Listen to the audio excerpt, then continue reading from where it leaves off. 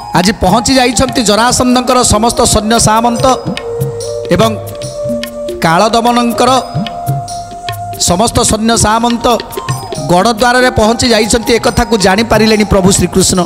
तेणु प्रभु चिंता करुछन्ति ए कालदमन एते शक्तिशाली जाकि निआरे मरिबनी जल मरिबनी कौनसी अग्नि अस्त्र मध्य ताकू ता देहरे भेदिबनी जाकू देवदेव महादेवंकर बर प्राप्ति होईछि ताकू।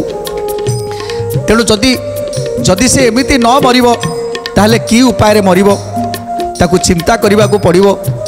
आज एपटे जरासंध कहउछन्ति देख कालदमन एमिति आमे गड़ को चारिपटे घेरी जाइथिलु जेमिति कौनसी शब्द न हबो।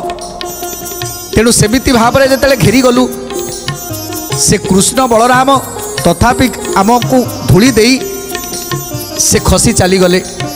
तेणु आज जदि जानिब तुमे आज धाड़ी दे सारे पुणी से खसी चली जीव तेणु तुमे एमिति आज ताको बांधिबो जेमिति से एटू खसी न पारे।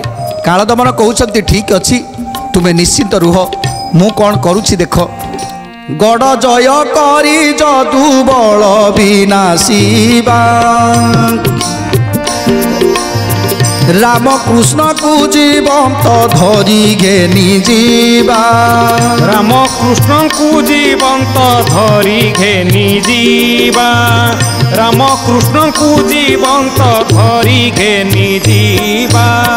आंभर आसीबा बार्ता केही न जानती जादव कुटुंब जाक मरिबे घाती जादव कुटुंब जाक मरिबे घांती जादव कुटुंब जाक मरिबे घांती। कालदमन बलई महानिशा काले आपना आपना थाटे उपुजीब गोले आपना आपना थाटे उपुजीब गोल आपना आपना थाटे उपुजीब गोल। तेणु आज जरासंध कहउछन्ति देख कालदमन आमर आसबार कथा केही भी जानी नाहांती आमे गड़टा को चारिपटे घेरी जाइछन्ति एक कथा मध्य केही जानी नाहांती। तेणु किछि गोटे उपाय कर आउ से कृष्ण बलराम को मार।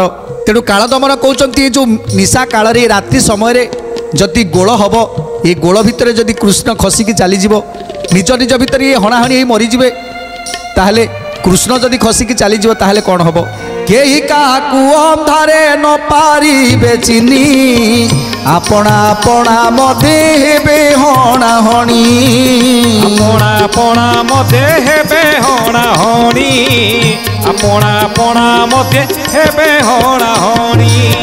जुकते जादव वंशरणे अनर्गल विशेषरे पाई राम कृष्ण बल विशेषरे पाई राम कृष्ण बल विशेषरे पाई राम कृष्ण बल। न बुझी संग्राम कले पछे हेब हानि गोटी गोटी धरी नेबा पाहिले रजनी गोटी गोटी धरी नेबा पाहिले रजनी गोटी गोटी धरी नेबा पाहिले रजनी।